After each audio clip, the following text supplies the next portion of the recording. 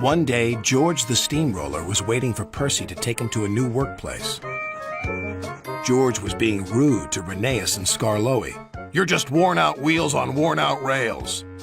"You need rocks for your roads," replied Skarloey, "and we're helping you."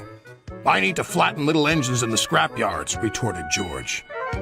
Then Percy arrived to take George away. He was still rebelling. "Railways are no good.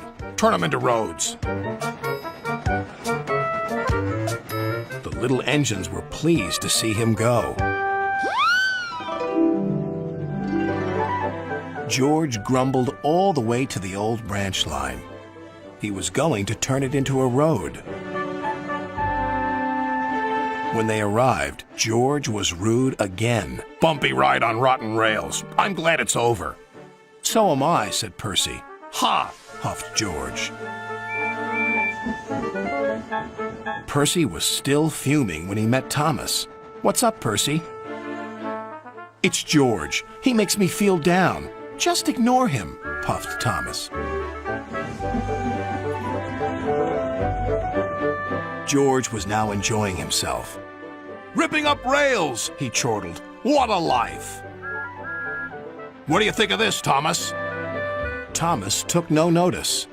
George felt insulted. "You're a useless blue puffball." But Thomas didn't hear. "I'll show him who's boss." At last, the workmen reached the level crossing. "What shall we do here?" "Tear it up, tarmac it," said George. So they did, but not properly, and George knew it. Later, Thomas was traveling home on the same line. He was pulling freight cars filled with vegetables. The signalman had forgotten to warn his driver about the crossing.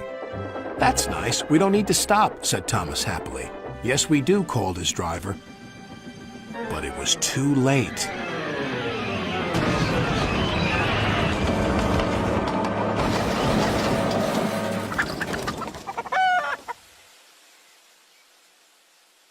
Next day, Percy told Gordon all about George. "Huh!" snorted Gordon. "You're just a small engine. That's why he's rude to you. He wouldn't dare cause me any trouble." George had been taken to some yards to work. Duck arrived with a train of empty freight cars. George was blocking his way, and a car was stuck on the main line. "Let me through," demanded Duck. "You'll just have to wait," replied George. "There's no time to wait. I must clear my freight cars from the main line to let Gordon through." "Then he'll have to wait too," said George. Duck's driver went to complain to the station master, but the signalman had set the signal to allow Gordon to speed through. His passengers were singing his praises, and he was making express time. "I'm the greatest! Just watch me fly by!" He whistled long and loud as he approached the station. Suddenly, he saw a freight car on the line ahead. "Get out of my way!" But the freight car wouldn't move until Gordon forced it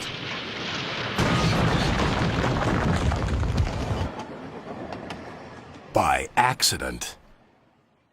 Gordon was worried that Sir Topham Hatt would be cross. He was, but not with Gordon.